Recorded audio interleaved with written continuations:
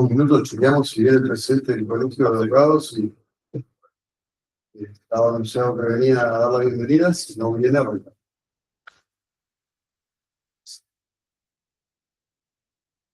Sí, gracias.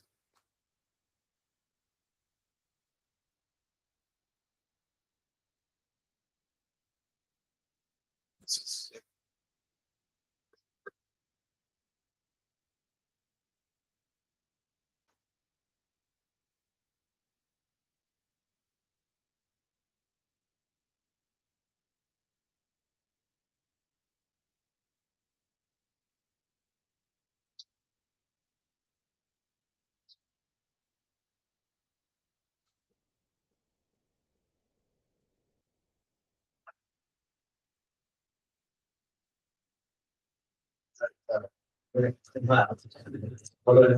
Dale. ¿Qué tal, Ricardo? ¿Cómo te va? ¿Cómo te va? Muy bien, gracias. Por acá. ¿Cómo te va? ¿Cómo va? Muy bien.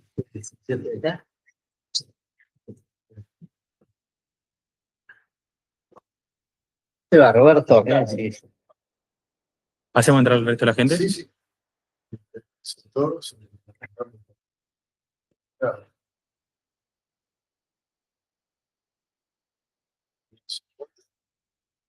Sí. Bueno, buenas tardes a todos a este conversatorio sobre jurisdicción universal, una poderosa herramienta en defensa de los sistemas democráticos en el mundo, los desafíos procesales en Argentina. Antes de comenzar, o mejor dicho ya en el comienzo de esto, aprovechando la presencia del presidente del Colegio Público de Abogados de la Capital Federal, el doctor Ricardo Gil Lavedra, daremos inicio a este conversatorio con la presencia de Tomás Fanelli Dugan, de Juan Nieto, de Roberto Urrié, y en unos minutos se va a incorporar también el colega Fernando Soto. Además, tenemos la presencia desde Londres del doctor Michael Pollack, también involucrado en muchas de estas acciones vinculadas a los planteos en defensa de los sistemas democráticos y de algunos hechos de lesa humanidad que se producen en el mundo a través de esta institución o este instituto que es el de la jurisdicción universal. Ricardo, bienvenido a vos primero y vos nos darás la bienvenida como presidente del colegio. Y bueno, buenos días a todos y a todas. Por supuesto, nos resulta sumamente grato en el Colegio Público de la Abogacía que se pueda realizar este conversatorio sobre jurisdicción universal. Una iniciativa de la consejera de la Magistratura, Virginia Torres, que nos acercó la propuesta que nosotros aceptamos calurosamente. Desde ya que es una cuestión que hoy en día tiene aristas muy complejas. Digo muy complejas porque se trata de juzgar hechos que no tienen ningún vínculo con el Estado que inicia las acciones. Ni el vínculo de su territorio, que es el principio clásico, ni tampoco el de la nacionalidad, ni siquiera activa o pasiva. En lo que se trata de la posibilidad de juzgar crímenes que de algún modo ofenden la comunidad internacional. En sus orígenes, la jurisdicción universal estaba circunscrita a muy pocos hechos y obviamente producto también de convenios multilaterales, ¿no? Las convenciones de Ginebra, por ejemplo, del 49, que lo establecían, y luego muchas convenciones establecían que no excluían la aplicación de la jurisdicción nacional. Ahí hay muchas, las convenciones, esa de protección de las aeronaves, de la aviación civil, la de los cables submarinos, en fin. Bueno, la del mar, que también es jurisdicción universal. Pero luego se produjo una enorme expansión a raíz de la aparición, bueno, de delitos muy graves, que son los delitos que actualmente están en el Estatuto de Roma y que vienen también desde Nuremberg, ¿no? Delitos de lesa humanidad, los crímenes de guerra, etc. Y eso hizo que muchos países fueran también dictando normas en materia de jurisdicción universal. Se dice que todo este periodo en el cual marca la detención de Pinochet, que fue por la Convención contra la Tortura de Inglaterra, marcó su periodo de inicio de reproducción de normas en muchos países. Particularmente he conocido, bueno, lo de Bélgica y lo de España, que luego tuvieron que retroceder ante la gran cantidad de denuncias que tenían. Bueno, pero lo sigue manteniendo Francia, Alemania, Gran Bretaña. Y nosotros también tenemos, ahora en los últimos años, multiplicación de casos, ¿no? Los que se han abierto por Myanmar, contra Colombia, contra Álvarez Uribe, y más recientemente los casos de Venezuela, las denuncias que han hecho, incluso las decisiones de tribunales argentinos pidiendo las declaraciones de Maduro. Desde ya es algo que hay que analizar escrupulosamente. Generalmente los números dicen que desde el año 1960 hasta ahora se han producido 2.000 casos en todo el mundo. Por supuesto que no todos han llegado a su etapa de juzgamiento, muchos son inicios nada más que investigaciones, como la que está acá en España con relación a los crímenes del franquismo, ¿no? Que no ha pasado de una indagatoria que tiene nada más. Pero bueno, es muy grato poder escuchar la opinión de los expertos en algo tan delicado. Hasta ahora los tribunales argentinos utilizaron una cláusula de la Constitución, el artículo 118, pero bueno, pero es un tema que hay que seguir analizando para ver cuál es su verdadero alcance y hasta dónde se puede llegar. Por lo tanto, bueno, reitero la bienvenida, el beneplácito del colegio y quiero escucharlos un rato antes de poder ir a otros compromisos. Bueno, muchísimas gracias, Ricardo. La verdad es que sabemos que tenés conocimiento, porque además el ejercicio de la profesión ha estado vinculado tanto en la etapa de la justicia como en la actividad privada a todos estos temas de defensa de los sistemas democráticos de Argentina fundamentalmente, pero esta incidencia que tiene la Constitución Universal en la defensa del sistema y en también frenar todas estas violaciones a los derechos humanos que se suceden lamentablemente en el siglo XXI a lo largo y a lo ancho de todo el mundo, nos pone en un estado de alerta constante, y a su vez eso hace que estos temas sean hoy de muchísima actualidad, tristemente de muchísima actualidad. Termina por American Watch, en el caso de ese príncipe saudí, que estuvo acá por el G20. Ajá. Ahí hicimos la denuncia y se abrió la actuación, y obviamente, después se fue, el G20 se fue, ¿no? Pero la justicia lo abrió. Tiene otro precedente más para contabilizar. Antes de pasarle la palabra a la especialista que ha venido acá, que además tienen actuación profesional concreta en el tema, acá lo es, esto es un conversatorio, pero no pretende ser una actividad académica, porque cada uno de los que hoy participa en este conversatorio está actuando en el ejercicio profesional representando a pueblos que están oprimidos, está representando a organizaciones sociales o de ciudadanos de países expatriados y demás, y esto hace muy interesante poder escucharlos para ver directamente el proceso, el funcionamiento en este caso.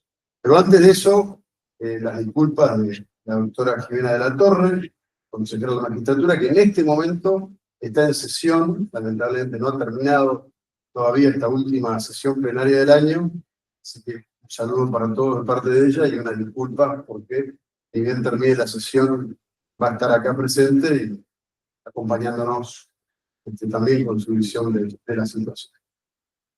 Creo que los casos son múltiples.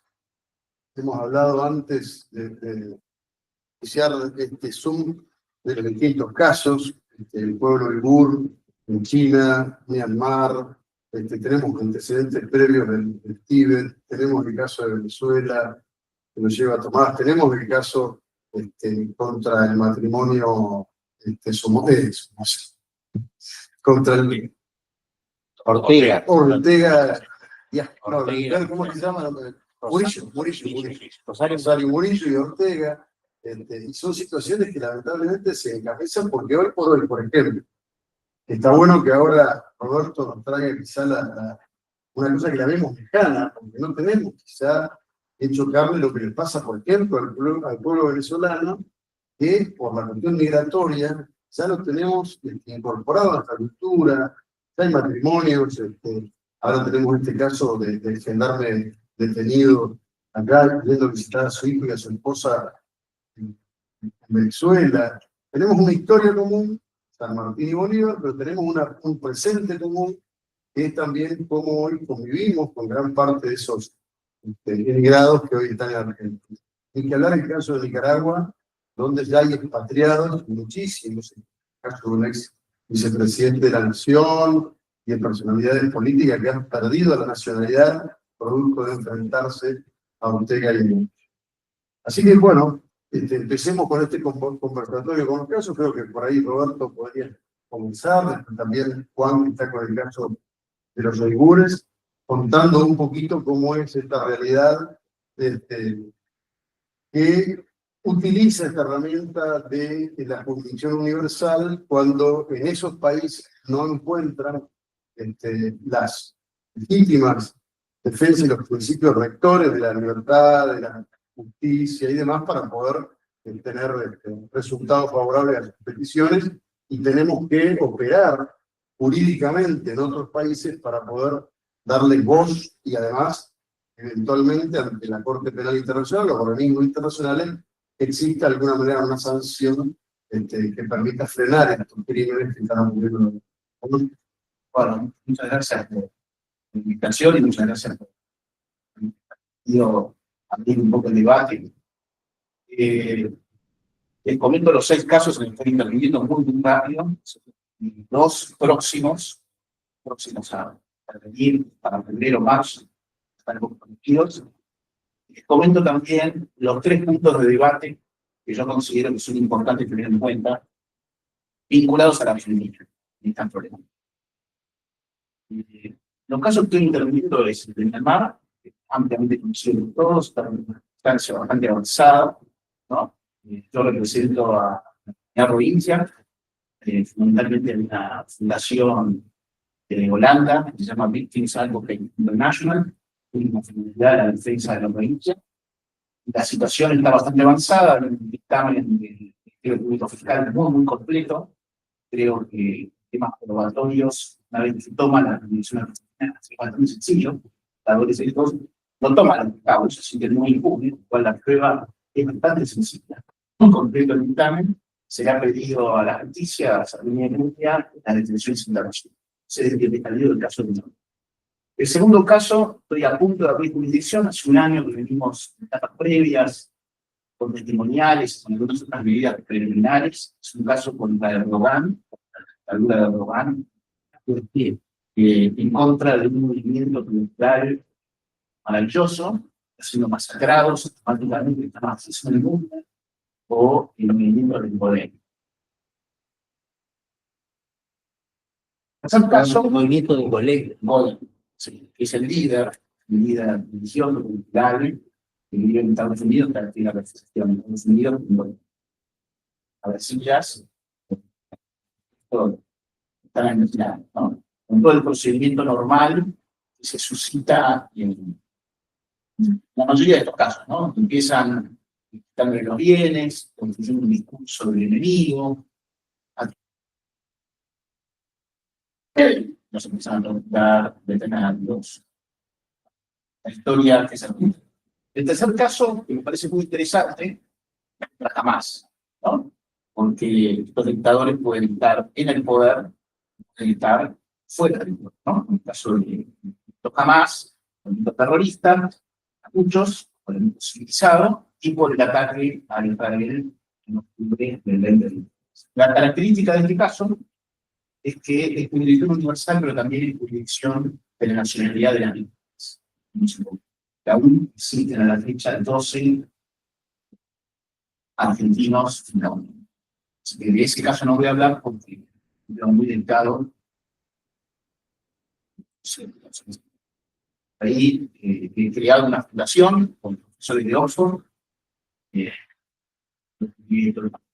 Oxford tiene una fundación y ahí esta denuncia fue la primera que se hizo por la fundación que se llama Victims International.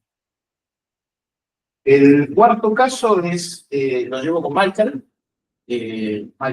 Polak, experto en estos temas. Yo represento a la International Bar Association y he presentado una auditoría en contra de China por la masacre y exterminio de los uigures. Está mal que comparado. En la misma condición, a la me he presentado representando a la International Bar Association en el caso de Nicaragua, y tengo los tribunales de París, una contra Hezbollah, próximamente en los tribunales de Nueva York, próximamente en la Argentina contra Chile. El gobierno se refugió.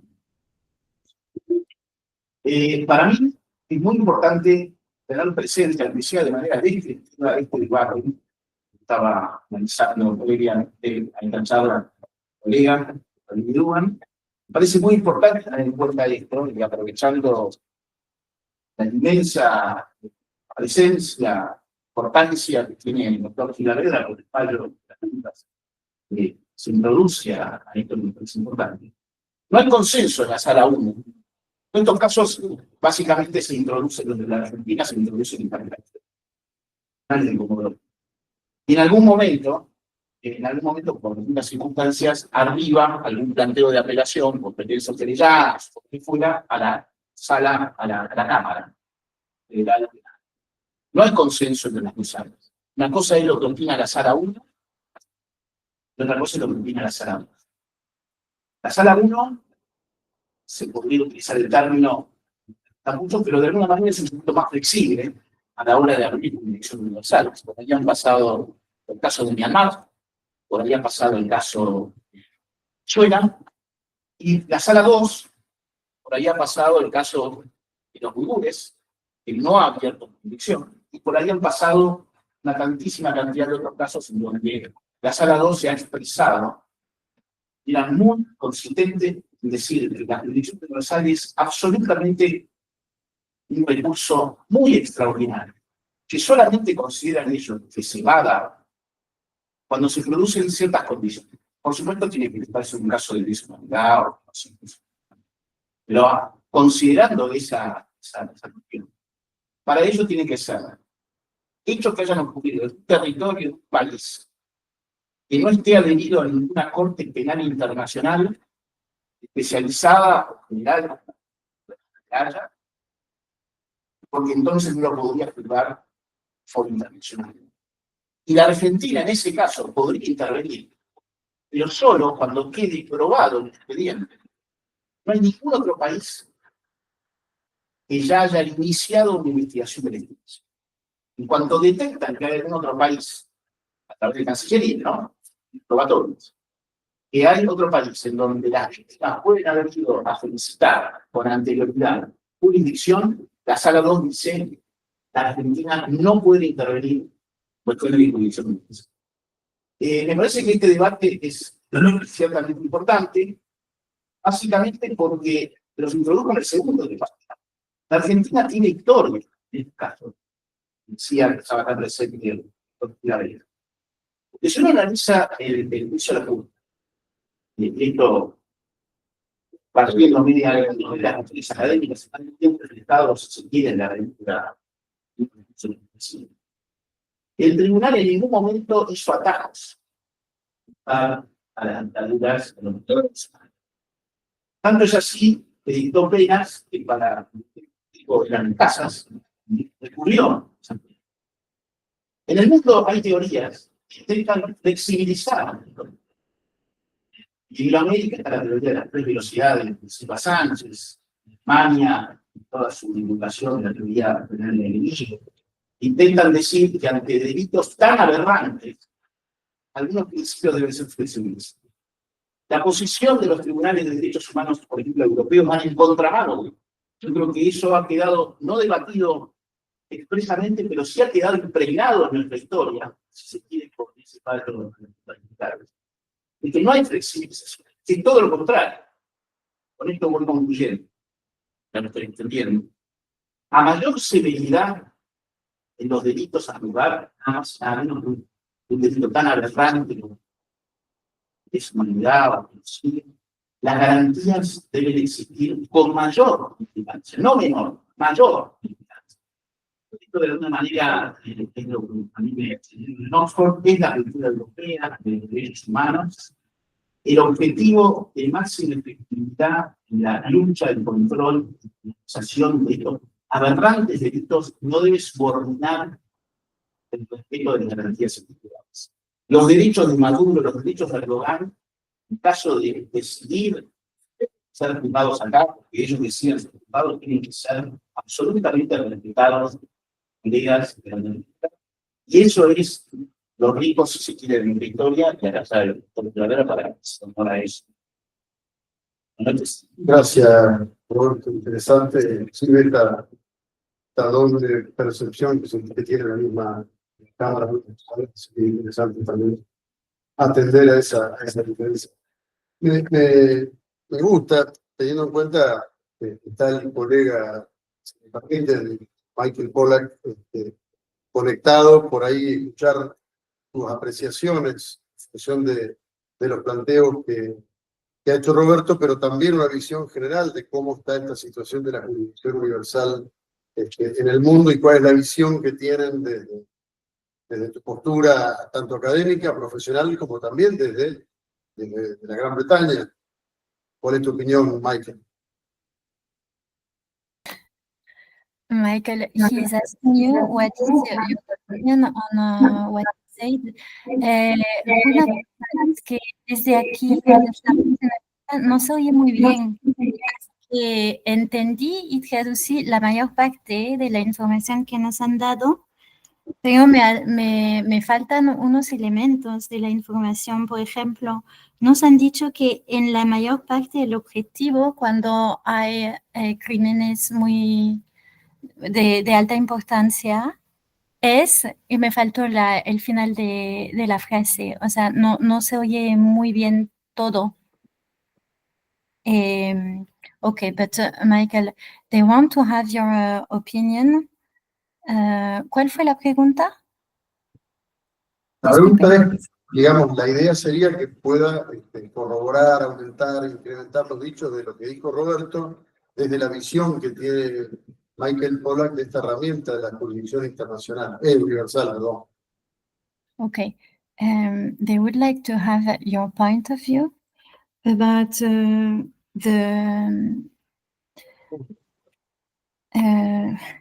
I'm panicking, about the international law as a tool, about the different tools of international law.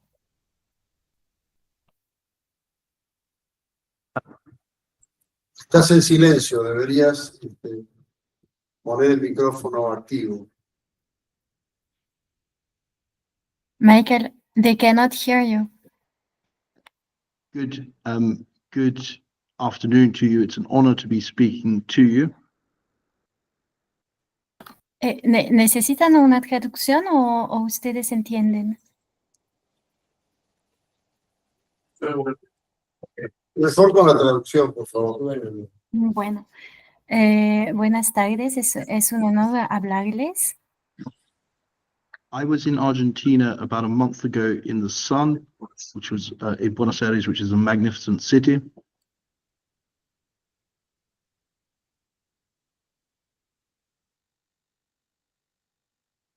And as part of that trip, I met with Jimena de la Torre in her offices, and we suggested getting fantastic lawyers involved in universal jurisdiction together.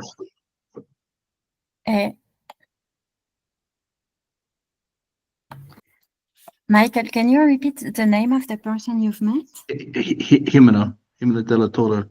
Bueno, en esa ocasión él pudo conocer a Jimena de la Torre y hablar de la unión entre los abogados.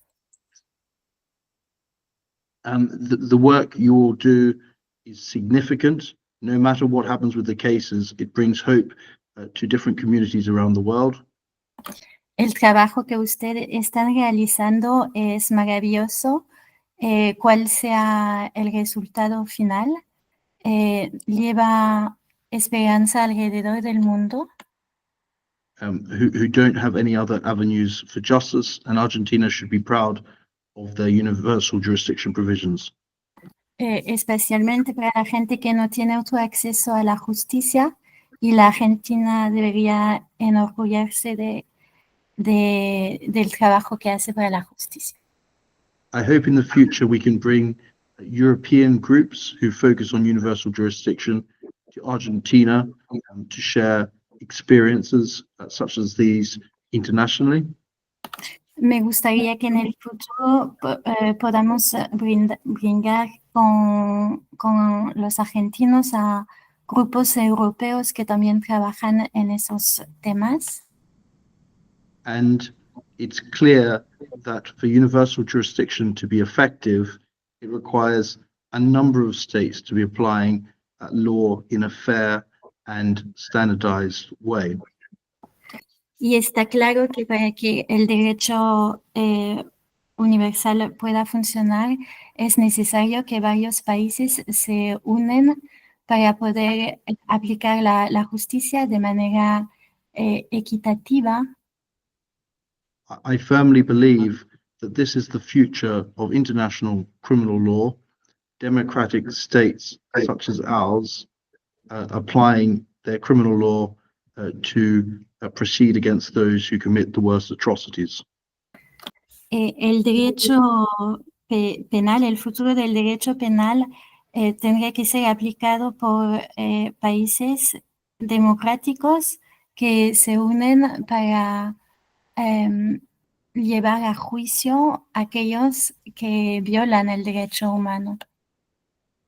When I was last in Buenos Aires, at the last moment, I gave evidence to the prosecutor and the judge in relation to the Turkey case. Cuando estaba en Argentina, pude dar a la fiscalía unas pruebas evidentes de los crímenes del Estado turco y chino. I have never given evidence before in any court, so that was a new experience for me. Nunca antes había presentado pruebas ante de una corte, entonces fue una experiencia nueva para mí. I was asked a number of questions around such things as people's tribunals and had to explain that they don't have the force of law as the criminal courts of Argentina have. Me hicieron muchas preguntas, como unas en lo que concierne los tribunos populares, y tuve que explicar que no tienen el poder de ejercitar las sentencias como puede tenerlo una corte argentina.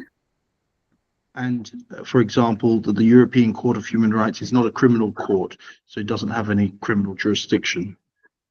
Por ejemplo, la Corte Penal Europea la Corte Europea, perdón, no es una corte penal, entonces no puede aplicar. I was impressed by the eagerness and enthusiasm of both the young prosecutor and young judge's assistant in asking questions and being very interested in how things work around the world. Me impresionó mucho el entusiasmo, la curiosidad que tenían fiscales jóvenes y jueces en las materias legales alrededor del mundo y su funcionamiento. I feel that there is room for us to work together with European groups on universal jurisdiction and to provide more training and more instruction in relation to some of these international issues that the young lawyers in Argentina are so interested in and so keen to learn about. Siento que hay mucho espacio en los cuales podríamos coincidir con cortes europeas para dar una formación sobre esos temas y la manera en los cuales los tratamos. The Juan Nieto will speak to you more about the Uyghur case, so I won't go into the details of that.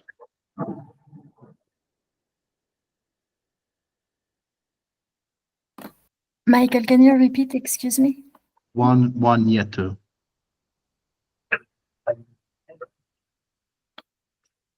What? Juan. Juan? Ah, Juanito. Okay. Yes, Juan, Okay, yes.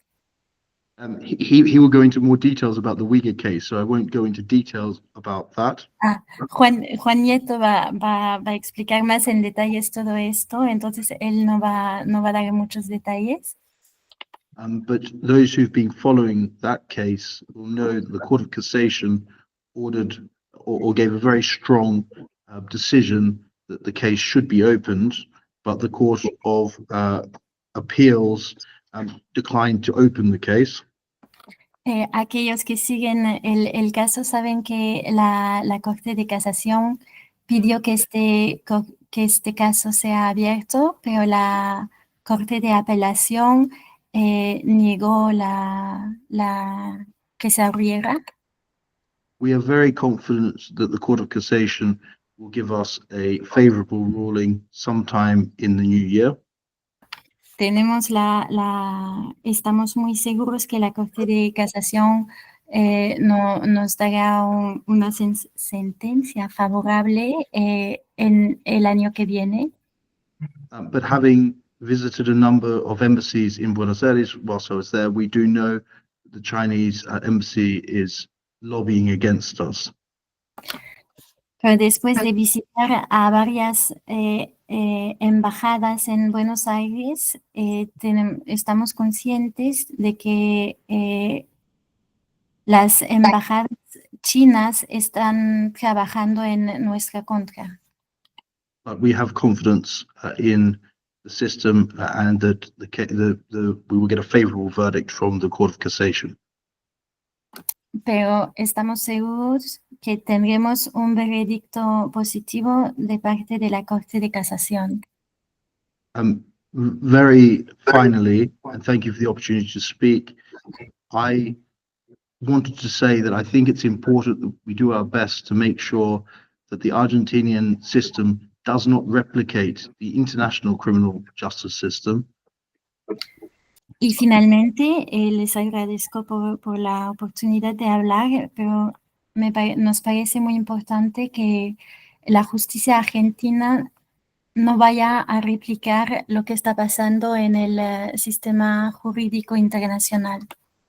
Whereby usually the most powerful do not end up before a court, but less powerful countries and individuals do. En este sistema, los más poderosos, los estados más poderosos y los individuos más poderosos pocas veces acaban ante la corte. And it will be a test and a promotion of the Argentinian justice system to see universal jurisdiction applied to everyone equally, despite their relative power. Y sería una buena prueba para la justicia argentina que todas sean juzgados de manera equitable, cual sea su poder relativo. And I thank you once again for allowing me to speak. I've been following everything you've been saying through Matilda. Muchas gracias. Y muchas gracias otra vez por permitirme hablar. Estoy siguiendo lo que están diciendo por mediante de Matilde. Muchas gracias. muchas gracias, Michael, ya que te mencionó Juan, en función de las causas que también está llevando, ¿por qué no nos contar un poquito esa realidad que se vive a partir de la ovación al pueblo? Bueno, muchas gracias por la presentación. Tratando de enlazar con algunas cosas que dijo Michael y con algunas cosas que venía diciendo Roberto, y asumiendo que todos acá vemos el problema, más allá de que no puede tener una mirada más empática o menos empática con la jurisdicción universal, todos vemos el problema de la lesión a la soberanía clásica, que significa que el juez argentino estén persiguiendo crímenes cometidos en el extranjero. También todos seguramente vemos el problema de que el problema que supone la persecución penal a autoridades estatales o tal control territorial que están en condiciones materiales de asegurar su propio empleo. Esos son como situaciones que nosotros no podemos disponer y que generan ciertos desafíos.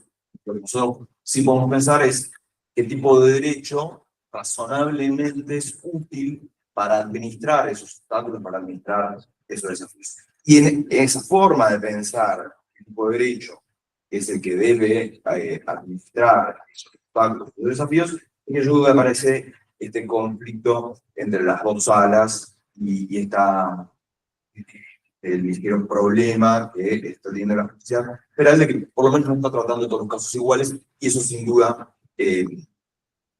supone algún costo. Entonces, yo lo que me parece que, sobre todo por el tipo de actividad que estamos haciendo, me parece que lo máximo que puedo aportar yo es cómo hemos encarado la problemática en general para hacer un tratamiento particular del caso. Caso en que hay un montón de prueba producida, no por las autoridades argentinas, pero sí internacionalmente. Es un caso de proporciones relativamente groseras, por tanto es percibible la verosimilitud de la existencia de un genocidio o por lo menos de crímenes de lesa humanidad. Entonces, eso por ahí no merece, creo en esta oportunidad, mayor atención. Lo que me parece que sí resulta interesante, por lo menos es una mirada que nosotros tuvimos y que quizás es equivocada, pero la traslado como experiencia, es advertir, Máximo Langer tiene un artículo sobre esto, advertir que en algún momento la academia empezó a reflexionar sobre cierto repliegue en la jurisdicción universal. Máximo Langer lo que intenta mostrar es que ese repliegue en realidad no se corrobora objetivamente. Cuando uno mira los números de procesos en curso, denuncias y juicios, observa un aumento de la conflictividad tramitada a través del principio de jurisdicción universal y no un repliegue. Entonces, ¿por qué ocurre la sensación de repliegue? Es la pregunta una pregunta que se hace Máximo Langer y que nosotros fuimos bastante presentes al momento de formar el caso y setear las expectativas de los clientes. Bueno, probablemente una de las razones es porque la estrategia de litigio en la jurisdicción universal apunta a la persecución de imputados de bajo costo. Es una de las razones, hay varias. Pero hay todo un diseño por parte de las autoridades jurisdiccionales, pero también por parte de los litigantes, de bajar el perfil de los casos para poder asegurar su éxito. Entonces, si yo levanto el perfil del caso, levanto las resistencias estatales de los agentes perseguidos o por el contrario, aumento las presiones políticas del Estado perseguidor al Poder Judicial y dificulto el éxito del proceso. Entonces, nosotros no tenemos imputados claros. Entonces, sí denunciamos hechos, sí denunciamos una situación de control territorial, sí denunciamos una situación de, bueno, pero no estamos pidiendo la denuncia de decisión. Parece que es un problema para el caso. Que dificulta el margen de acción, es mucho más difícil para el juez federal influir con un proceso en los que le están picoteando que no tenés que meter preso a Xi Jinping. Y bueno, pero buscamos pruebas para ser un problema. Eso me conduce a una siguiente reflexión. De nuevo, estas son las consideraciones que hicimos nosotros, podemos estar equivocados. Bueno, ¿cuál es la expectativa? Estamos hablando de crímenes atroces cometidos desde el Estado, estados que tienen una gran concentración de poder, y en nuestro caso particular estamos hablando de una potencia global. Bueno, el tiempo en este tipo de fenómenos es distinto. El tiempo que insume la investigación, el tiempo que insume la posibilidad material de persecución penal eficaz es distinto. Mientras los perpetradores estén en el poder en un país que es una potencia, no va a haber posibilidad de realización de justicia material. Eso es obvio. Entonces, ¿cuál es la medida del éxito? Bueno, la medida del éxito es la producción de la prueba, la preservación de la prueba. Nosotros tenemos, bueno, nuestro horizonte es lograr que la justicia argentina, con los estándares de prueba propios de los tribunales y no de los organismos internacionales, pueda producir esa prueba y preservarla. No sabe que se va a testigo, no tiene la idea, se mueren, hay que buscarlos, qué sé yo, son procesos largos, tenemos que producir prueba y tramitar y poder preservarlo. Entonces, esa es un poco la expectativa. Una expectativa que para un juez federal debería ser una expectativa más o menos realizable. Bueno, no estamos pidiendo demasiado, estamos pidiendo relativamente poco porque estamos pidiendo algo realizable. Ahora, último punto, y hago alguna precisión sobre las diferencias entre los criterios de las salas. Último punto, bueno, supongamos que yo lo que vengo diciendo hasta aquí es más o menos razonable, tiene algún fundamento, pero aún así, ¿por qué la Argentina? Porque cualquier país podría hacer esto. ¿Cuáles son los fundamentos? Fundamentos, un poco es el pasado, pero también es el futuro. Me interesa particularmente pensar este tipo de trámites de acá hacia adelante. Bueno, seguramente ustedes ya lo saben, pero el fundamento, por razón del fundamento de la jurisdicción internacional, por lo menos en términos morales, parece ser que hay algunos tipos de crímenes, como los Covens, que conmueven la conciencia de la humanidad y no solo a la persona. Si ese es el fundamento, y más o menos de acuerdo que ese es el fundamento, pues sería un fundamento. Entonces, pierde un poco sentido cualquier requisito de nexo, de conexión entre la jurisdicción y el hecho. La conexión es subjetiva, no va a ser por lugar de ocurrencia, no va a ser territorial, pero puede ser subjetiva por la nacionalidad del autor, o el domicilio del autor, o el de las víctimas, nacionalidad o domicilio. Entonces, si el fundamento es ese, es raro pedir lo que efectivamente pide la sala, en el caso de los uigures, decir, mire, usted no tiene conexión, usted acá no tiene ni imputados viviendo en la Argentina, ni tiene víctimas viviendo en la Argentina que sepamos ahora. Entonces, esto, si lo deben investigar otro país que no sea China, lo tiene que investigar un país que tenga una mayor conexión. Bueno, ese problema es un problema que yo creo que está correctamente encarado, porque se separa de los principios que le dan fundamento a la jurisdicción universal, pero además porque va a contramano del desarrollo del mundo. Esta idea de la conexión como algo insular, de bueno, qué sé yo, China es el segundo socio comercial, de bueno, no tengo conexión con China, más o menos, tengo más conexión con China que bueno, en una dimensión de la conexión. Entonces, es raro en un mundo en el que las relaciones se aproximan muchísimo, exigir conexión con un paradigma westfaliano, ¿no? Eso es como relativamente pero me puedo seguir preguntando por qué la Argentina, habiendo tantos países, no habiendo este tipo de conexión. La respuesta, curiosamente, la dieron, por lo menos en nuestro caso, las víctimas. Las víctimas explicaron a la audiencia en la Cámara Federal que una de las razones por las que eligen la Argentina, no solo porque en la Argentina existe el principio de jurisdicción universal y está en la Constitución, sino también por la experiencia y el prestigio de la justicia federal en la investigación de crímenes de lesa humanidad. Y me parece que hay algo relativamente interesante, o dos o tres cosas que son relativamente interesantes.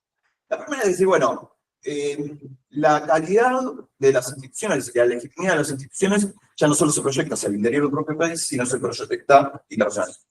La justicia de un país puede tener prestigio a nivel internacional y no solo local. Porque puede ser que localmente esté desprestigiada, pero internacionalmente esté garantizada por el perfil que ha tenido en este tipo de casos. La segunda, es decir, bueno, si hay mayor interrelación entre las naciones, ¿por qué no pensar que es posible que los actores tengan incentivos para tratar de litigar en determinado país? O sea, del mismo modo que ocurre en derecho privado, uno prorroga jurisdicción porque confía en los tribunales de Nueva York y no confía en los tribunales de la capital federal. Bueno, ¿por qué no podría ocurrir que las personas confíen para esto en los tribunales argentinos? Los tribunales argentinos tienen mucho para decir sobre su confiabilidad en esta materia. Entonces, eso podría ocurrir. Claro, no va a ocurrir mientras los perpetradores estén en poder. Pero por ahí, Al-Assad prefiere ser juzgado en la Argentina que ser juzgado por Al-Golani. Pues, bueno, qué sé yo, no sé, es un juicio para una garantía, qué sé yo, acá me van a cortar la cabeza. Podría ocurrir. Es imaginable un mundo así. Y luego hay una dimensión de política criminal, que también me parece relevante. Yo no lo he hablado con funcionarios del fuero, pero me parece que tiene cierto interés, y creo que también tiene interés con nosotros como abogados, que es, nosotros tenemos un par de generaciones de funcionarios altamente capacitados que se han dedicado durante los últimos años a investigar y perseguir crímenes de lesa humanidad. A los que en algún momento le vamos a tener que dar otra tarea. Dar otra tarea porque estas causas tienden a extinguirse simplemente por una cuestión biológica. Sería un desperdicio para la Argentina y para la comunidad internacional desaprovechar todo ese conocimiento adquirido y esa expertise investigando crímenes, bueno, niveles de sofisticación, sistematicidad, control del poder, etcétera, cuando parece ser algo demandado internacional. Entonces, yo creo que debería haber algo en el Poder Judicial, hay algo, hay una resolución de la Reputación General, de un equipo, qué sé yo, no sé, pues me funciona, lo digo desde el absoluto desconocimiento, no, realmente no lo sé, por ahí funciona perfecto. Pero lo que sí sé es que tenemos recursos humanos y tenemos legitimidad como para tratar de pensar, no para el caso este, sino hacia el futuro, un rol de la justicia federal específicamente pensado para dirimir este poder. Bueno, eso es lo que nosotros vamos a hablar. Interesantísimo. La realidad de lo que vivimos, inclusive por la prensa también, porque es cierto que estamos entre abogados, pero también es interesante que esto se vea materializado en acciones que nos tocan más de cerca, como decía yo al principio con el caso de Venezuela, ¿no? Con esta realidad que por ahí, no por menospreciar ni quitarle importancia a el instituto y a la herramienta, pero estamos más cercanos, lengua, continente, relaciones humanas, sociales, que se están construyendo con Venezuela. Y bueno, Tomás, vos tenés una responsabilidad fundamental en el caso, pero también me dispara una pregunta, y que es más general, ¿no? Después, en el tema particular.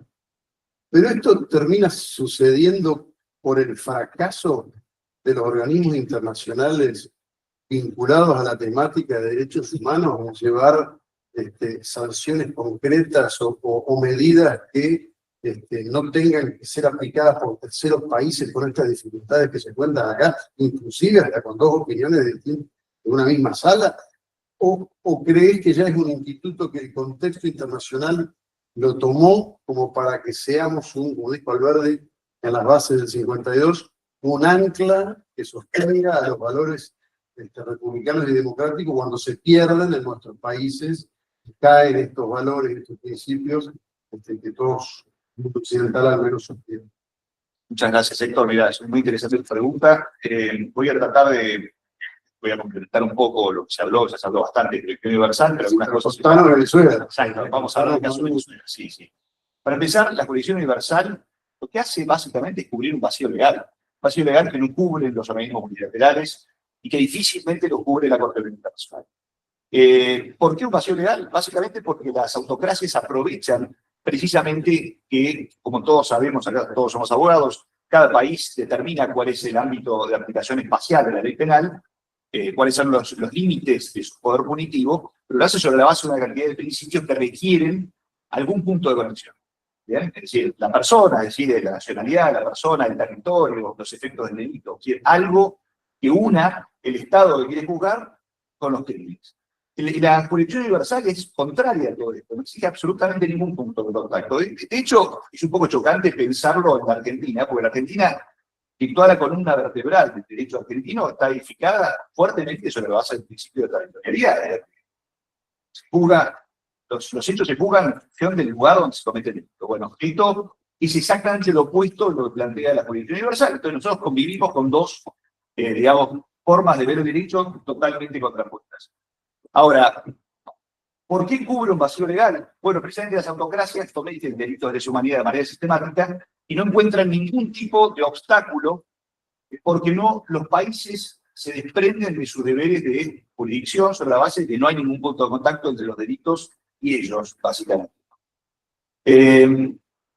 Y tanto el Comité Internacional de la Cruz Roja como la Asamblea General de la ONU, precisamente intentan que los países impongan cláusulas de jurisdicción universal tan amplias como la Argentina. Yo estuve estudiando precisamente con el caso de Venezuela, la jurisdicción universal en el mundo, y hay cláusulas de jurisdicción universal, pero en realidad son cláusulas de jurisdicción universal bastante engañosas, porque en general demandan algún punto de contacto. Por ejemplo, España tenía una cláusula de jurisdicción universal absolutamente amplia, pero la fue modificando de manera tal que hoy es inaplicable, por ejemplo.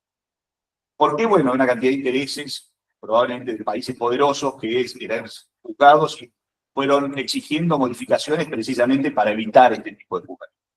Ahora, ¿por qué razón la Argentina? Bueno, la Argentina precisamente yo creo que tuvo que tomar una decisión después de 50 años de golpe de Estado, y básicamente se le plantearon dos alternativas a la Argentina, al pueblo argentino, que fue, una era una amplia amnistía y la otra era un juicio por la verdad. Y optó por la decisión política de un juicio por la verdad, lo que importó darle a la justicia el valor de ser guardián de la democracia. Yo creo que esto explica un poco por qué razón la Argentina hoy tiene una cláusula de justicia universal tan amplia como la que tenemos nosotros. Una cosa que comentó Roberto muy bien, y Juan también, es que en realidad los hechos son fáciles de probar en los casos de justicia universal, porque básicamente son muy descuidados los gobiernos al cometer este crimen. No, no son descuidados, lo hacen exprofeso. Es decir, ¿por qué? Porque los crímenes de lesa humanidad son en realidad un mecanismo para mantenerse en el poder. Este es el terrorismo de Estado. Y el terrorismo de Estado requiere necesariamente que sea ostentación del mal, que se anticipe el mal. Yo siempre cuento, como el público se renueve, lo voy a contar de nuevo, con Roberto Art, me acuerdo que comentaba que el padre le daba unas palizas tremendas, pero antes de dársela, cuando él hacía algo mal, el padre decía, bueno, mira, mañana te voy a pegar. Entonces lo mandaba a dormir, y entonces eso generaba un efecto amplificador del terror, porque, bueno, esto hacen las autocracias. Lo hizo la AAA con el caudillo siempre avisaba a quienes se iban a matar, o uno se iba o se quedaba y moría. Lo hacía Radio Machete en Uganda, y lo hace Diosdado Cabello en un programa de televisión, el ministro de la Paz y Justicia. Lo hace, tiene un programa de televisión que se llama Con el mazo dando, tiene un mazo muy grande, donde explica a quiénes van a perseguir, a quiénes van a matar. Entonces, precisamente es un punto necesario en las autocracias, que es ostentar el mal. Entonces, es cierto, es muy fácil probarlos. Lo que pasa es que es muy fácil después lograr que se abra la jurisdicción universal. Caso de Venezuela, voy a hablarlo concretamente, cuando hace 2 años más o menos el gobierno de Alberto Fernández invitó a Nicolás Maduro, a Díaz-Canel y Ortega a la cumbre de la CELAC, decidimos que no podíamos quedar con los brazos cruzados, no solamente por el desastre humanitario que provocaban estas autocracias. Venezuela tiene 8 millones de desplazados hoy, además de los homicidios y las torturas.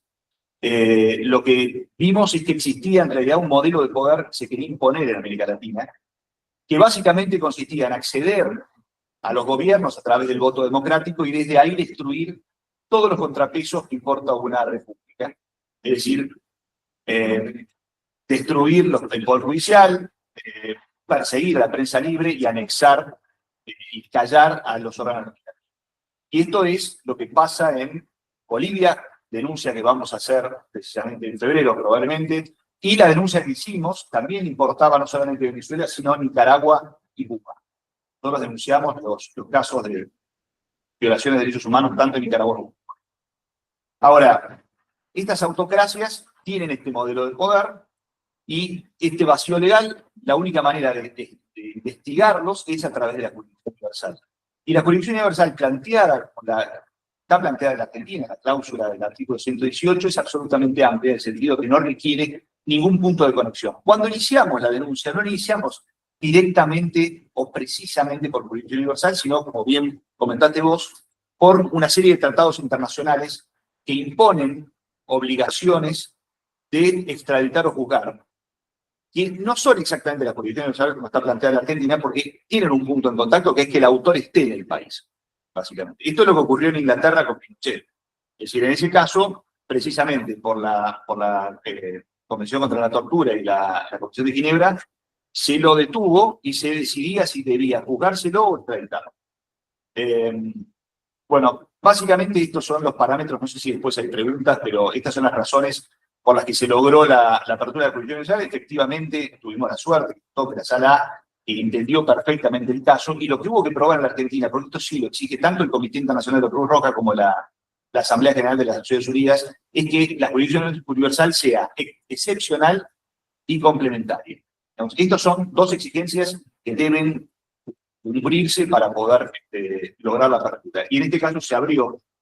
Una de ellas, y es lo que genera confusión, yo creo, es la complementariedad. ¿Hasta dónde va la complementariedad? Y demás, bueno, la Corte Penal Internacional, yo estuve recién, hasta la semana pasada en la Corte Penal Internacional, donde logramos que el fiscal finalmente entienda que el tiempo de la complementariedad se había agotado. ¿Por qué lo digo? Porque Venezuela, si bien ostenta de los actos de violaciones sistemáticas de delitos de lesa humanidad, tiene una parodia de justicia, y hay procesos que se inician a todo el mundo, básicamente homologando cualquier acto, cualquier actividad política a terrorismo. Esto es lo que se hace. Y se imponen defensores oficiales, no se permiten defensores particulares, los jueces y los fiscales son, por supuesto, totalmente impermeables a las razones, e incluso en los casos que se logran excarcelaciones,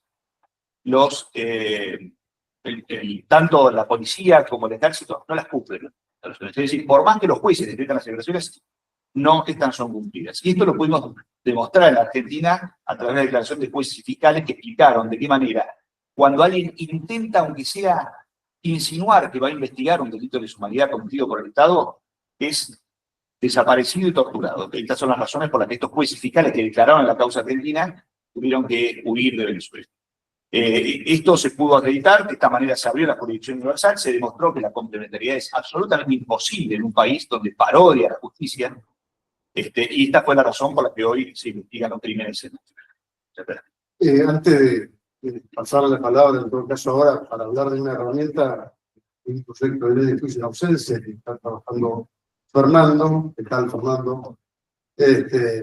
¿Cuáles son las medidas que has logrado ahora o que han logrado a partir de estas causas contra Maduro y cómo pueden llegar a tener efecto real, práctico? Bien. Sí, logramos las detenciones, las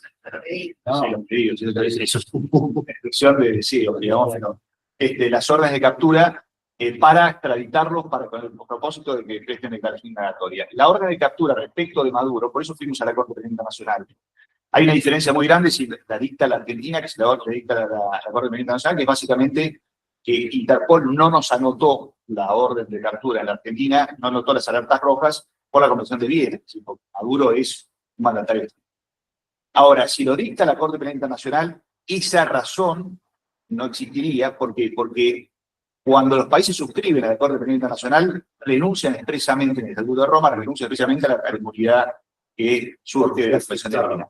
Entonces, esta era nuestra preocupación y nuestro deseo de que la Corte, finalmente la Corte Penal, decrete la captura respecto de Maduro, cosa que viene muy demorada, el fiscal está muy golpeado, ha tenido muchos cuestionamientos, sobre todo porque hay una pariente de él que es defensora de Maduro, él no se inhibió, en fin, hay una cantidad de cuestionamientos muy graves, pero al margen de eso, él sostenía esta complementariedad que es absolutamente ficticia en Venezuela. Hace más de un año que viene sosteniendo la complementariedad. Bueno, finalmente dijo, me doy cuenta de que esto no funciona en Venezuela. Por más que haya un sistema judicial que dice investigar, no investiga. Entonces, yo creo que eso generó una ruptura en esta exigencia de que la complementariedad es una especie de palabra inamovible. Bueno, yo creo que esto finalmente se ha roto y va a permitir seguramente que se tomen medidas respecto del caso de Venezuela en la Corte Penal.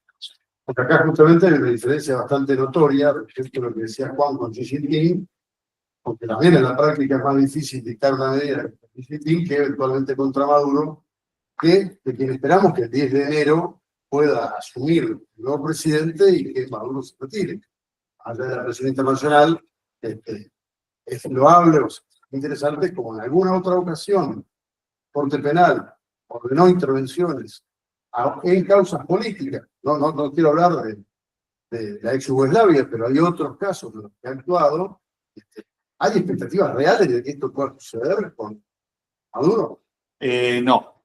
Maduro ya ha dicho que no va a ceder el poder.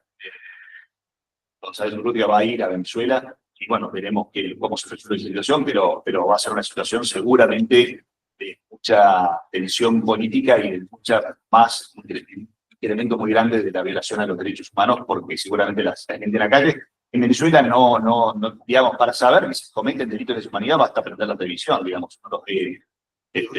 Asumen lo reconoce. Exactamente, exactamente. No, y además estas calles, es decir, las manifestaciones son, primero además hay una forma de reprimir que lo hemos probado en la Argentina, que es primero va la policía, dispara gases lacrimógenos que disparan a la cabeza o al cuello para matar. Y cuando se van, vienen los colectivos, que son los grupos puentes y demás, con balas, o sea, con balas reales, y ejecutan a las víctimas. Esa es la mecánica que se utiliza de represión en las manifestaciones. Policial y parapolicial. Sí, exactamente. En vivo, sí. Todo eso de las cámaras. Así que bueno, esperemos que no ocurra, pero esto es lo que probablemente vaya a pasar. Gracias. Fernando, ¿y esta herramienta de juicio en ausencia? Sí, por favor. Charlamos hace una semana atrás sobre el tema, pero bueno. Acá hay que cambiar el concepto, ¿no? Porque estamos con una tradición formateada de que debe estar el implicado y estar presente cuando el juicio es. No es así, en muchas direcciones no es así hace muchos años. Y esto tiene que ver con una sensación del derecho penal, o sea, no es como hace 104 años, porque todo depende. Entonces, lo que se busca con este proyecto que enviamos al Congreso, ya tiene dictamen de comisión y se va a tratar en diputados, ¿no? ¿Llegaron? Para que no, diputados ni levantan el mano. Diputados ni se y reúne estas características que poder juzgar a alguien que es alguien que se libra el honor de traición y no lo es amigo, o que no es conveniente. Entonces, para esas personas, la Constitución es la carta de identidad, es dar la identidad. En casos prácticos, causamiento. Entonces, es una herramienta que es indispensable para que se pueda hacer justicia. Y esto es con todas las garantías de la defensa. Entonces, ¿cómo está pensado? Bueno, mira, es para determinados delitos. Si fueran por nosotros, lo que vivimos los delitos internacionales, es humanidad, genocidio, incluimos el diputado que incluye los atentados, porque no querían los diputados incluir con el bioquímico, que es el terrorismo. No es el mismo que no es el género tampoco. Quizás, como no estaban de acuerdo que tenían miedo de que se ponga cualquiera grabada, es usar los convenios, se incluyeron los convenios. Que hay todas las garantías constitucionales contratados que superan las restituciones. Estamos de acuerdo con eso. Y así va a funcionar con la persona. Tiene que ser algo que se hicieron esfuerzos para poder ubicarlo. Y los esfuerzos fueron suficientes. 4 meses, o sea, no 4 meses. Claro. Si es una extradición, 6 meses sin que haya respuesta. Por supuesto, alguien que hizo la acción de la justicia, alguien que claramente no quiera presentarse. Entonces, en esos casos se notifica a la familia, se notifica a los allegados, se notifica a la televisión oficial, puede por una abogado, puede por cualquier momento del proceso, y cuando se lo juzga, se graba. Los diputados nos pidieron que se grabe por un periodo suficiente, una vez por año, nos pidieron 100 años, eran todo. O sea, bueno, ¿no? Pues hicimos el proyecto de final y lo aprobaron, porque se le da la posibilidad al imputado que se presente en cualquier momento, que diga, quiero la revisión, por 2 causas principales. Mire, no es que yo me quise presentar, yo no me enteré nunca, tiene que probar, pero es una posibilidad. O que la ley haya cambiado, o que la condena que se ha dictado fue por una medida de imputación, una expresión que no era la correcta para el caso. En esos casos puede ver la revisión. Por supuesto, puede presentarse en cualquier momento y designar al defensor, aunque está avanzando, no hay límite en la etapa procesal. Y la condena y la sentencia puede ser otra. La condena se dicta y es válida. Esto es determinante para el caso de que la Cámara de Casación ha decretado que es un delito de lesa humanidad. Esto es importante, estamos hablando de más aberrantes que hemos tenido, donde han faltado a Argentina por un genocidio, de seguridad. Bueno, Maduro, en un caso del gendarme, a los buenos comunitarios, secuestrado en un centro, supuestamente estaba en un centro de detención, que es un campo de concentración, un campo de concentración, como no era la EMA aquí, como no era en Auschwitz. Algunos sobrevivientes se han contado de torturas de vecinos, de asesinatos, terrible, parecido, donde escuchaban permanentemente gritos de torturados, gritos de la persona violada. Esto existe ahora. Hay miles de desaparecidos en Venezuela y nos cuesta mucho avanzar en los organismos internacionales. Vamos a sumarnos y seguramente, pero está haciendo el presidente y el ministro, vamos a trabajar en eso. Y me interesa mucho colaboración de todos, hay un par de especialistas para hacer una presentación en la Corte Penal Internacional. Esto sería el primer caso. Argentina pide una captura, Chile pide, ¿no? Diciendo la captura en la Corte Penal Internacional. Lo que busca es que esté cercado, que pueda avanzar en que en algún momento, aunque no den el Interpol, la captura en Venezuela, algunos países amigos, Bolivia, Cuba, tenga un avión y tenga un detenido. Ya ha pasado mucho. Pero esto es algo que hay que hacer ahora, día diplomático. Tenemos herramientas que están en un proceso de cambio. Esperemos que el diputado la apruebe, los senadores la aprueben. Buenas esperanzas. Y es importante ¿no? discutirlo, empezar a argumentarlo. Cuando hablan de quitar la prescripción, por ejemplo, los chicos fueron abusados, violados, y que ahora no juzgan, en realidad, la Corte lo ha aceptado, no se debe aplicar la prescripción, dando la impunidad. Temas para pensar, ¿no? Estábamos.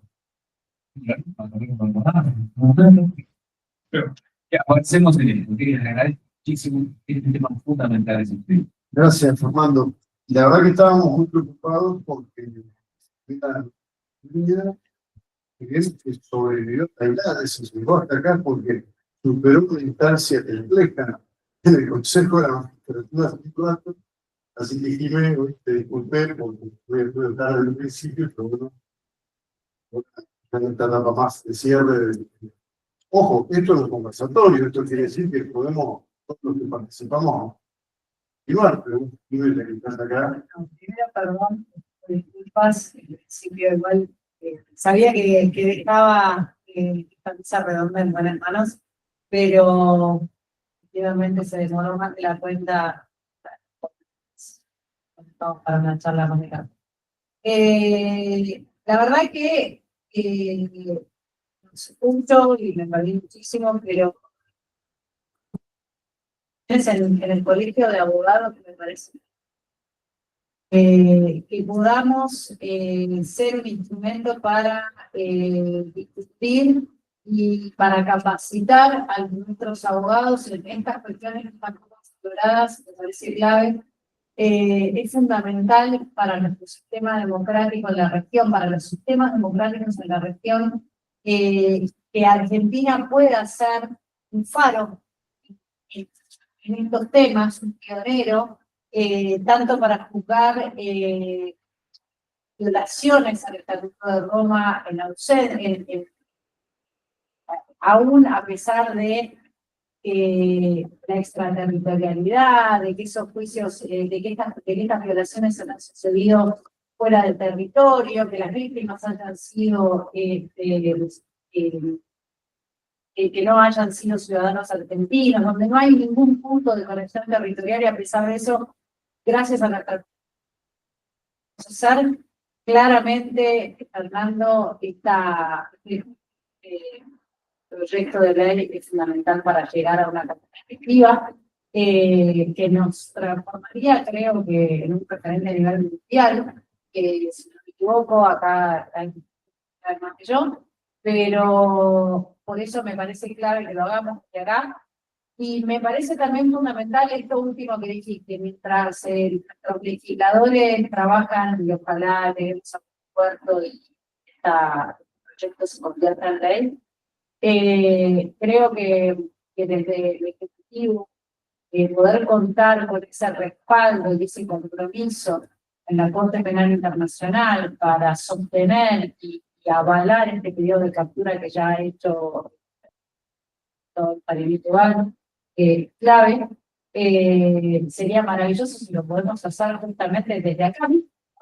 Para la magistratura, lástima que se puede Ricardo, pero cuando a Ricardo le propuse esta temática, la aceptó rápidamente el compromiso de Ricardo en estas cuestiones de derechos humanos. Creo que sería muy bueno que desde el colegio trabajemos esto, que podamos incluso acercarle al Ministerio de Seguridad y que eso se convierta entonces en un lugar institucional en el proyecto que nacional sería, no sé, por ahí estoy antes de consultarme previamente, pero me estoy adelantando algo que creo que para nosotros sería, incluso estaría mejor de nosotros hacer. Así que, bueno, eso es todo, al menos por ahora, y no sé si quieren pedir. Volviendo a la ronda, me fui en abril, me quedé con algunas perritas que han hecho los expositores, tanto Juan, más, Fernando, muy importantes. Michael también catetizó y se me pasó a Juan. En el caso de Juan, y siempre siendo como abogado del diablo, ¿no? Porque partía de la base cuando quiero empezar a hablar, es muy importante que la Argentina ya está haciendo luz, sea muy respetuosa de las garantías individuales de las personas que van a ser sometidas. El principio de efectividad o el anhelo de efectividad en el desarrollo de estos procesos no subordina en ningún aspecto las garantías individuales de las personas, ¿no? Y eso es lo que ha caracterizado a la Argentina, por ejemplo, en la elección pública.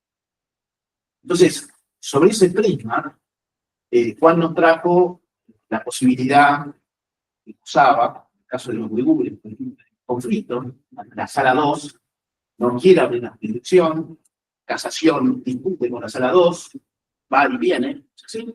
Sin dar detalles, pero lo que decía Juan es, bueno, ¿qué pasa si el diputado o la víctima, todos deciden voluntariamente, como existe en el derecho privado, decir, bueno, yo quiero que sea la que yo decido?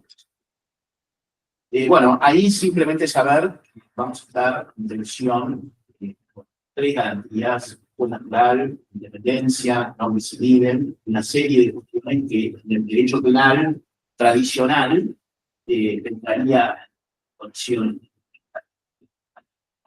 Lo digo de manera neutra, de opinión, para que sepan, así como en estos 6 procesos yo estoy de alguna manera del lado de las víctimas, 6, y vamos en Nueva York, y en la Corte de París, también siempre de las víctimas. Me ha tocado ser abogado defensor por ejemplo en Italiana durante 6 años, por lo cual en esto los abogados podemos estar del lado de la vereda y del.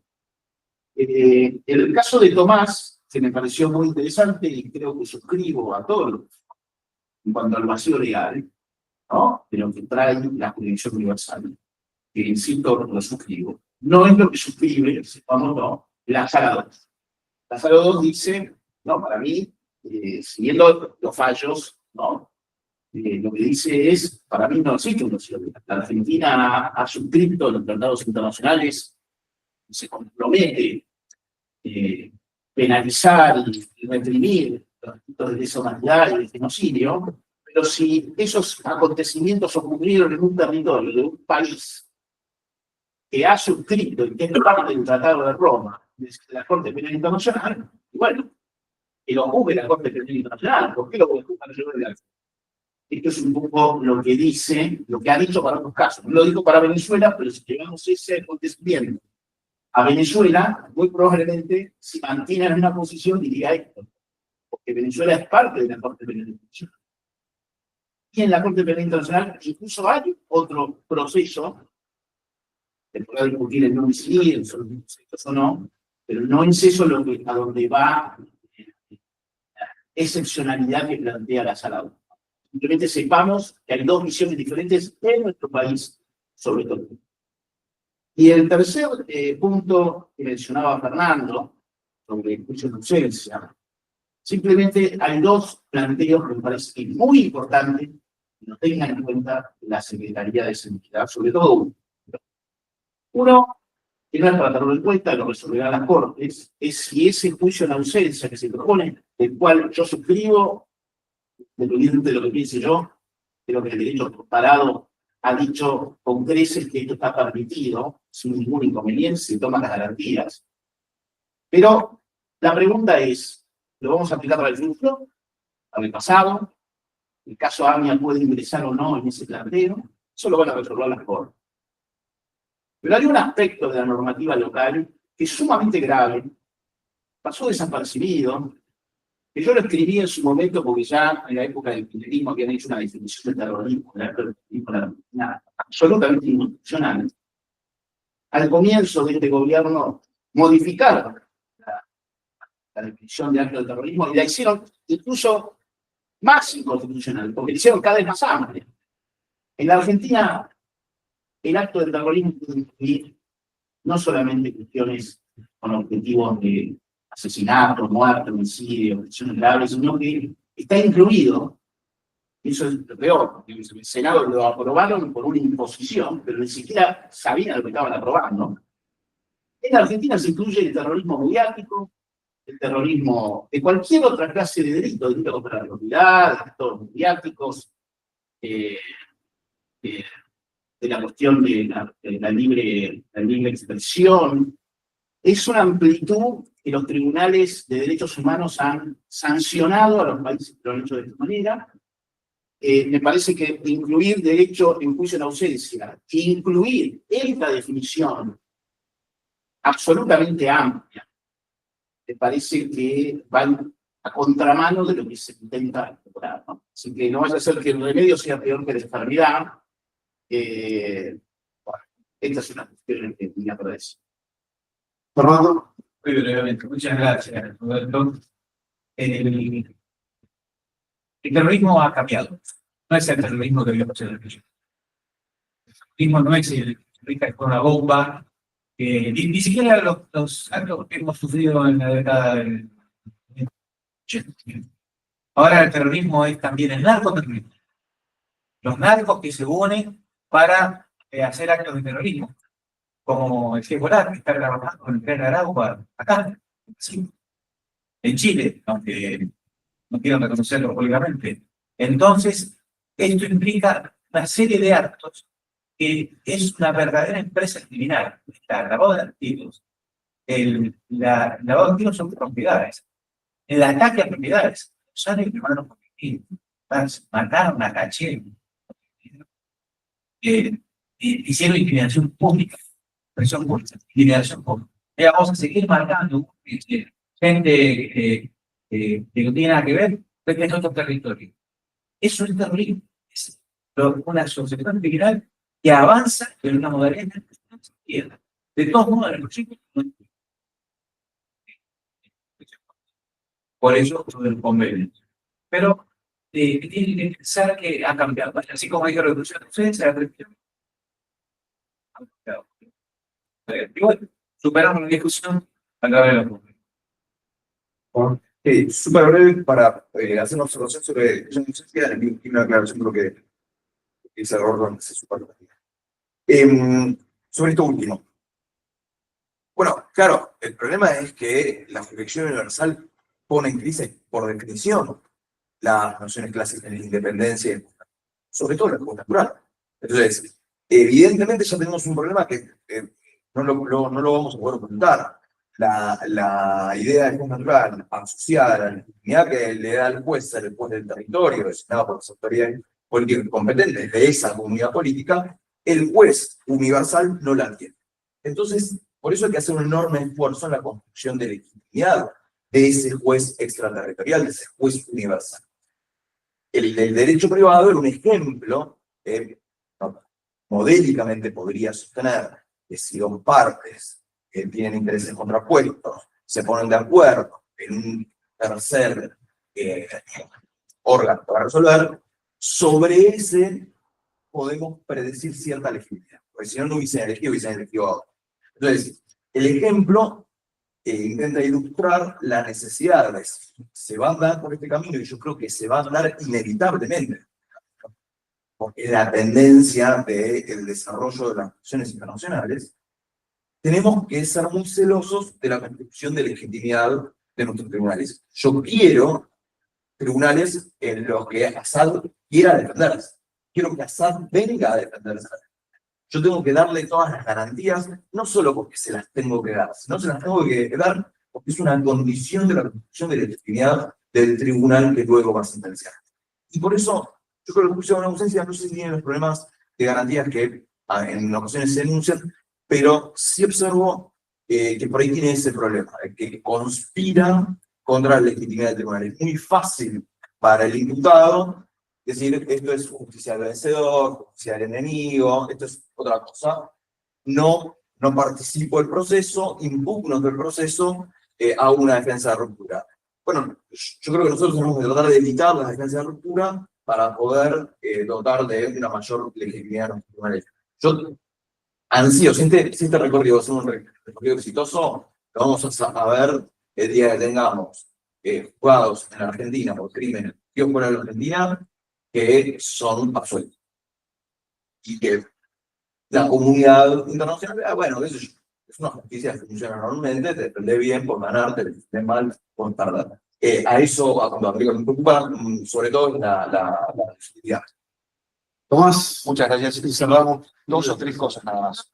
La primera es que muchos de estos planteos son teóricos, porque en general en los casos de jurisdicción universal no se ha conseguido detener a los autores, por lo tanto, realmente nos vamos a poner a prueba estos procesos cuando tengamos autores trasladados a la Argentina, y espero que en el caso de Venezuela sean pronto.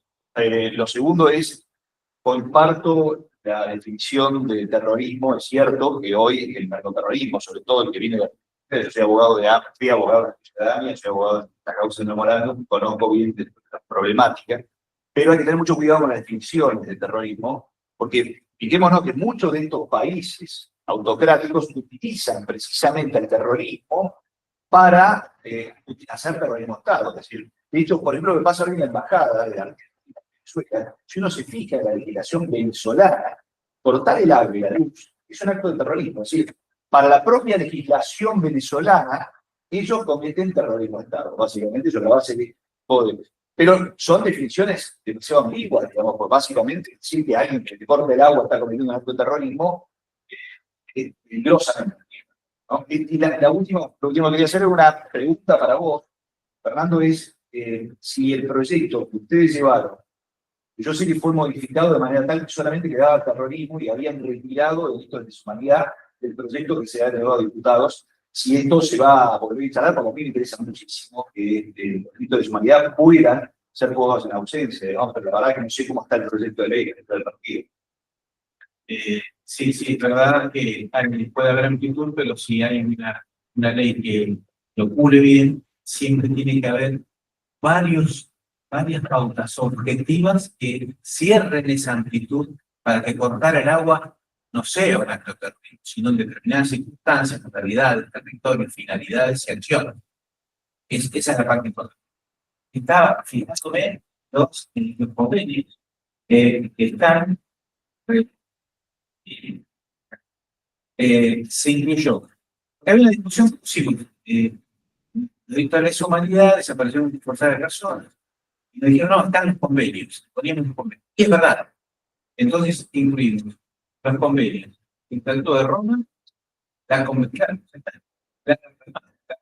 para la Prevención y Sanción del Delito del Principio, la Convención Interamericana sobre Desaparición Forzada de Personas. O sea, están en la región y en la Corte Penal. De modo que cuando nos objetaban los diputados tenían razón, pero estábamos por duda. Nos convencimos que no hacía falta. Por eso hay que... Bueno, está Michael también conectado desde Londres. Michael, ¿quisiera hacer alguna última intervención? Michael, do you want to add anything?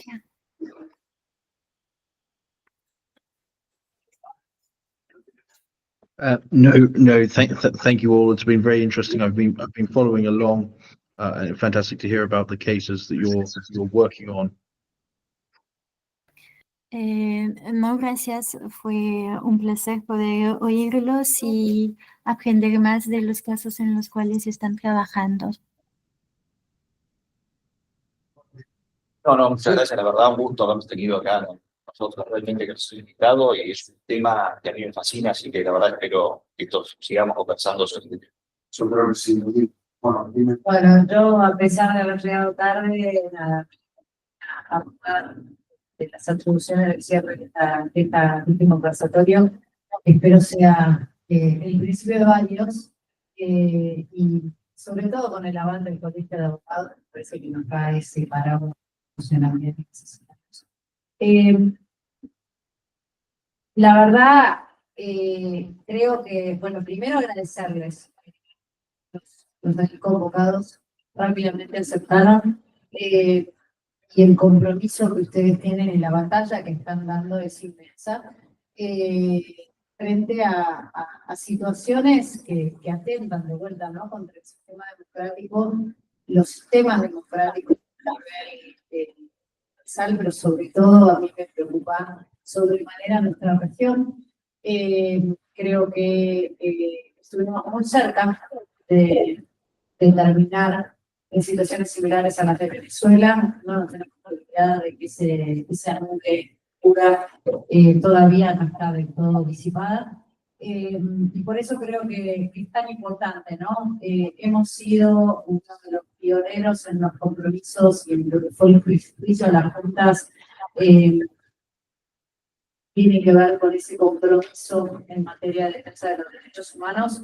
A mí me enorgullece que Argentina tenga su constitución nacional, un instituto como este. Comparto las preocupaciones, por supuesto, del doctor Nieto. Creo que es fundamental tratar estas cuestiones con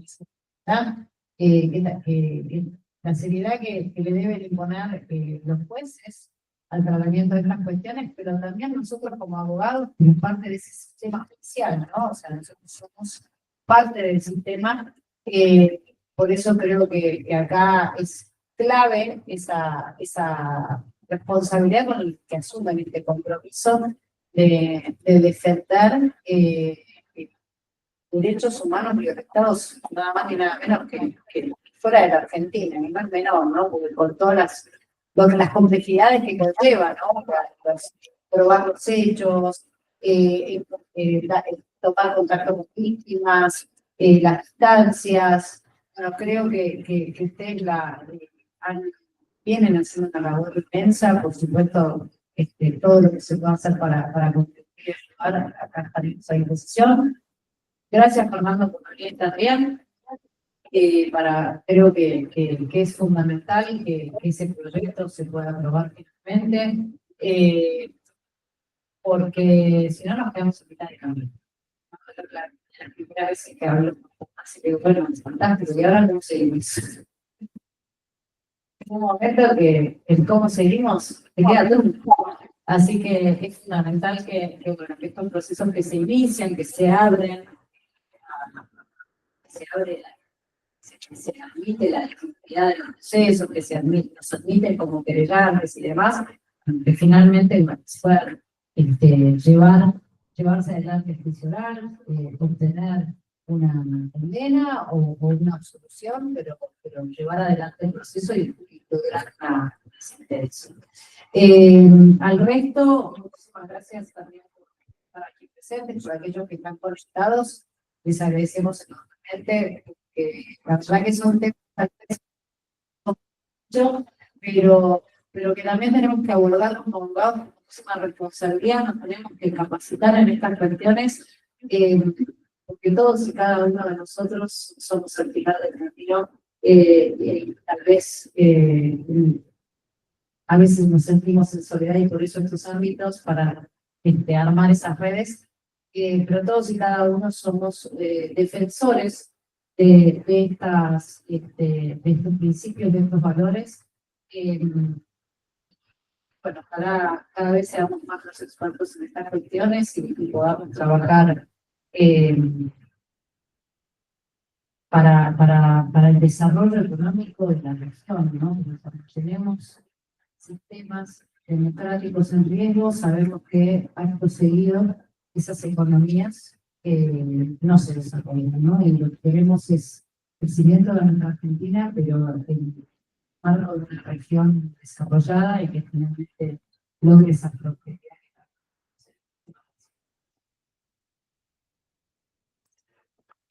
Bueno, agradecer y después hacer hincapié en un aspecto que no se conversó, lo que hizo Elena.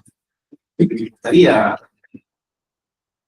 redoblar el agradecimiento de que este debate sea el principio de mucho más, donde podamos encontrar incluso otros actores, fiscales que están interviniendo, son jueces, ¿no? Me parece muy importante incluso por la seguridad personal de cada uno de nosotros. Uno está muy lejos de estos acontecimientos en Argentina, pero al igual que Michael, en Londres, Tomás, yo sin lugar a dudas, hay 45 países de los 210 en la Argentina, no los puedo citar, ¿no? Incluso los que suelo visitar, también compartimos experiencias, porque los imputados, por ejemplo, en el caso contra Turquía, en el caso de Tomás contra Venezuela, en el caso de Juan contra China, ¿no? También incluye paramilitares y servicios de inteligencia. Tienen alianzas con muchos otros países, algunos pueden pensar que son amigos, pero los subterráneos de los servicios de inteligencia pueden ser convenientes, por lo cual me parece muy importante este aspecto, ¿no? Sí, bueno, muchísimas gracias a todos. La verdad que es cierto, necesitamos vivir en un mundo más seguro, con normas, leyes, que todos sepamos qué es lo que hay que cumplir y que no tengamos estos temores de esa tendencia. Y creo que también la represalia o la forma en que responde Venezuela a veces es redoblando esta apuesta para generar temor en todos aquellos que se animan a poner el tema sobre la mesa y tratar de intentar tener una justicia universal donde además los organismos internacionales verdaderamente funcionen y tengamos la chance de que estas actuaciones logren rápida respuesta. No va a ser siempre así, pero lograr una respuesta eficiente ante los genocidas, ante los criminales, ante toda esta gran cantidad de gente que por perpetuarse en el poder se lleva puesta vidas humanas de gente que aunque sea un kilo distinto y eso no debe jamás permitirse. Así que muchísimas gracias a todos.